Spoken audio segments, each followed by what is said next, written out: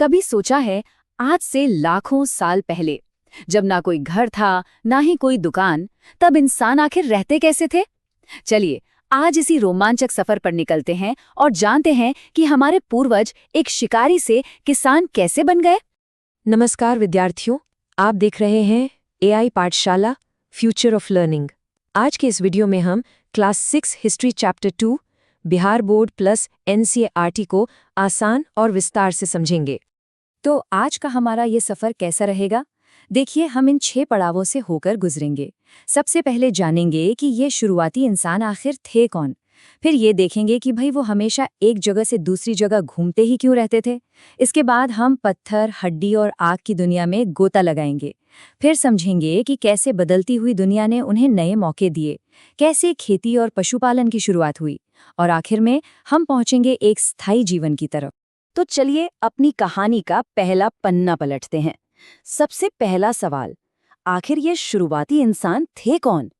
जरा सोचकर देखिए, आज से कोई 20 लाख साल पहले की बात है। इसी धरती पर हमारे पूर्वज रहते थे और आज हम उन्हें एक बहुत ही खास नाम से जानते हैं। उन्हें हम कहते हैं आखेटक, खाद्य संग्राहक। अब ये थोड़ा मुश्किल नाम लग सकता है, पर इसका मतलब बहुत सीधा है। आखेटक का मतलब होता है शिकार करने वाला, यानी हंटर, और खाद्य संग्राहक के मतलब है खाना इकट्ठा करने वाला, यानी गैदरर। तो बन गया ना हंटर गैदरर। उनका काम बस यही था, जंगली जानवरों का शिकार करना, मछलियां और पक्षी पकड़ना, और जंगल से फल, जड़ें, बीज, पत्तियां, जो कुछ भी खाने लायक मिले उसे इकट्ठा करना। अच्छा, यहाँ एक बहुत मजेदार सवाल आता है। अगर उन्हें एक जगह पर खाना मिल ही रहा था, तो फिर वो हमेशा एक जगह से दूसरी जगह क्यों भटकते रहते थे? मतलब एक जगह टिककर क्यों नहीं रहते थे? क्या वजह थी? इसकी एक नहीं बल्कि 4 बड़ी वजह थीं। सबसे पहली वजह, अगर वो एक ही जगह पर बहुत दिन रुक जाएं, तो वहां के फल, फूल, जानवर सब खत्म हो जाएंगे, है ना? दूसरा कारण था जानवरों का पीछा करना। अब हिरण या दूसरे जानवर भी तो अपने चारे के लिए घूमते थे, तो शिकारियों को भी उनके पीछे पीछे जाना ही पड़ता था। तीसरा कारण था मौसम। देखिए, हर पेड़ पर फल पूरे साल तो नहीं लगते हैं ना, तो अलग अलग मौसम में अलग अलग फल फूलों की तलाश में भी उन्हें घूमना पड़ता था। और चौथी और शायद सबसे जरूरी वजह, पानी। बिना पानी के तो गुजारा है ही नहीं, तो जब कोई नदी या तालाब सूख जाता तो पानी की तलाश में उन्हें नई जगह जाना ही पड़ता था।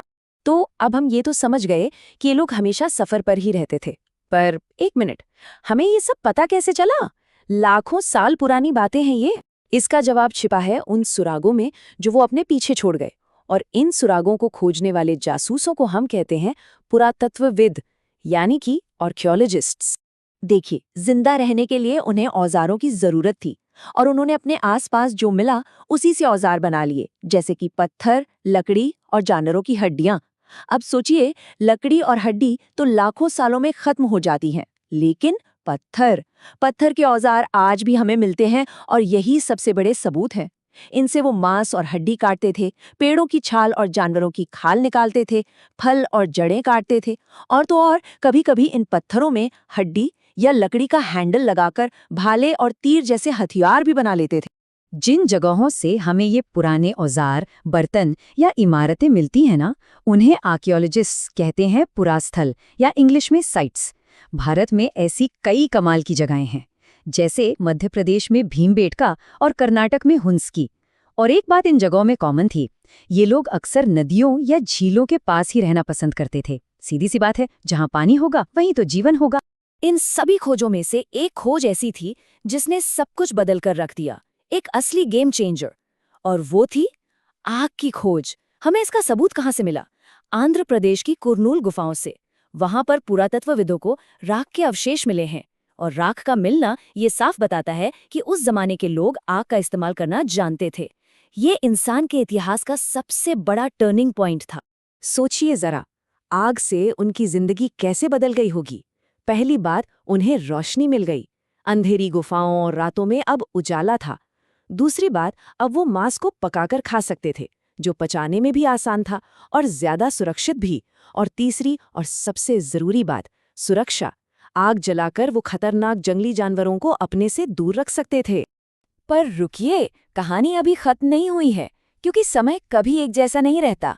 समय बदला, और उसके साथ साथ हमारी धरती का मौसम भी बदला। आज से लगभग 12,000 साल पहले दुनिया भर के क्लाइमेट में एक बहुत बड़ा चेंज आया और इसी बदलाव ने इंसानों के लिए तरक्की के एकदम नए दरवाजे खोल दिए। देखिए, इतिहासकार पत्थर के इस बहुत लंबे समय को, जिसे पाषाण युग या स्टोन एज कहते हैं, 3 हिस्सों में बांटते हैं। सबसे पुराना है पुरापाषाण काल, बीच का है मध्यपाषाण काल और सबसे नया है नवपाषाण काल। और ये जो मौसम में बड़ा बदलाव आया था ना, वो इसी बीच वाले दौर में यानी मध्यपाषाण काल में शुरू हुआ था। तो हुआ क्या? हुआ ये कि दुनिया का तापमान धीरे धीरे बढ़ने लगा, मौसम गर्म हो गया। इससे जो बर्फ थी वो पिघलने लगी और कई जगहों पर बड़े बड़े घास के मैदान उगाए। अब जहाँ घास होगी वहाँ घास खाने वाले जानवर भी तो आएंगे। तो हिरण, भेड़, बकरी, गाय, इन सब जानवरों की आबादी भी तेजी से बढ़ने लगी। और बस यहीं से इंसानी इतिहास का सबसे बड़ा मोड़ आया। एक ऐसी क्रांति हुई जिसने हमारी दुनिया हमेशा के लिए बदल दी। इन्हीं घास के मैदानों और बढ़ते हुए जानवरों ने इंसानों को 2 ऐसी चीजें सिखाईं जो आज भी हमारी जिंदगी का आधार हैं। पहली, खेती करना और दूसरी, जानवरों को पालना। ये हुआ कैसे होगा? जरा सोचिए। हो सकता है कि लोगों ने ध्यान दिया हो कि खाने के बाद जो बीज वो फेंक देते हैं, उनसे कुछ समय बाद नए पौधे निकल आते हैं। बस यहीं से उन्हें आइडिया आया होगा। उन्होंने इन उगते हुए पौधों को चिड़ियों और जानवरों से बचाना शुरू किया और धीरे धीरे वे खुद ही गेहूं, जौ और चावल जैसी फसलें उगाने लगे। और इस तरह जो इंसान अब तक शिकारी था, वो अब किसान बन गया। खेती के साथ साथ एक और जबरदस्त चीज हुई, पशुपालन। लोगों ने अपने रहने की जगह के पास चारा रखना शुरू किया होगा ताकि जानवर उनकी तरफ आएं। और क्या आप जानते हैं कि सबसे पहला जानवर जिसे इंसान ने पालतू बनाया वो कौन था? वो था कुत्ते का जंगली पूर्वज। इसके बाद धीरे धीरे भेड़, बकरी, गाय जैसे सीधे साधे जानवरों को भी पाला जाने लगा। तो अब इंसान किसान के साथ साथ पशुपालक भी बन चुका था। अब जरा इस पूरी पिक्चर को जोड़कर देखिए। जब खेती से खाना एक ही जगह उगने लगा और जानवर भी पालतू बनकर पास ही रहने लगे, तो अब जगह जगह भटकने की क्या जरूरत थी? बिल्कुल नहीं।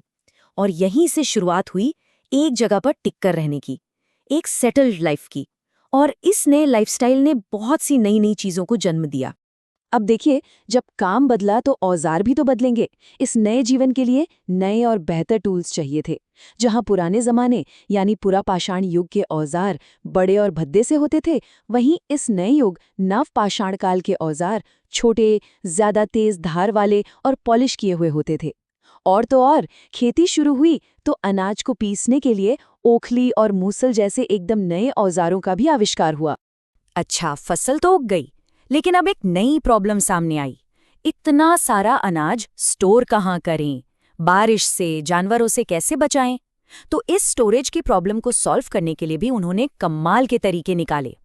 उन्होंने मिट्टी के बड़े बड़े बर्तन बनाने सीखे, टोकरियां बुनना सीखा और यहाँ तक कि जमीन में गड्ढे खोदकर भी अनाज को स्टोर करना शुरू किया।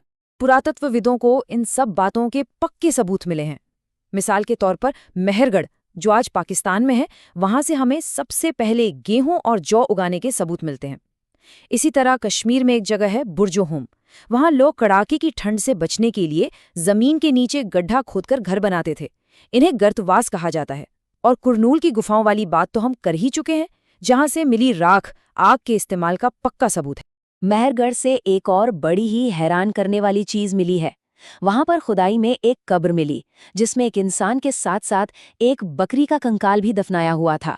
इससे इतिहासकार अंदाजा लगाते हैं कि शायद वो लोग ये मानते थे कि मरने के बाद भी कोई और दुनिया होती है, और हो सकता है कि वो बकरी उस इंसान के लिए उस दूसरी दुनिया में खाने के तौर पर रखी गई हो। तो चलिए फटाफट से इस पूरे चैप्टर को एक बार दोहरा लेते हैं। हमने सीखा कि शुरुआती इंसान हंटर गैदरर थे जो खाने की तलाश में घूमते रहते थे। फिर आग की खोज हुई जो एक बहुत बड़ा टर्निंग पॉइंट था। लगभग 12,000 साल पहले मौसम बदला जिससे खेती और पशुपालन की शुरुआत हो सके। और इसी नए लाइफस्टाइल की वजह से लोग एक जगह बसने लगे, उन्होंने नए औजार बनाए और उनकी सोच और विश्वास में भी बदलाव आया। और अब इस सफर के अंत में एक सवाल आप सबके लिए। जरा अपने आसपास देखिए और सोचिए, हमारे आज के जीवन में ऐसी कौन कौन सी चीजें हैं जिनकी शुरुआत इसी नवपाषाण युग में हुई थी? हमारा खाना, हमारे पालतू जानवर, हमारा एक जगह पर घर बनाकर रहना, इन सब की जड़ें कितनी गहरी हैं, है ना? इस पर सोचिएगा जरूर।